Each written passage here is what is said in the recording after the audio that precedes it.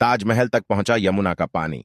यमुना नदी का पानी आगरा स्थित विश्व प्रसिद्ध ताजमहल की दीवारों तक पहुंच गया है। उससे पहले ताजमहल की दीवार तक यमुना का पानी केवल 1978 और 2010 में पहुंचा था।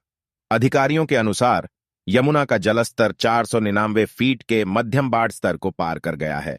मंगलवार को यहां जलस्तर 499.97 फीट तक पहुंच गया। दोस्तों, क्या आपके वहां भी बाढ़ की स्थिति है?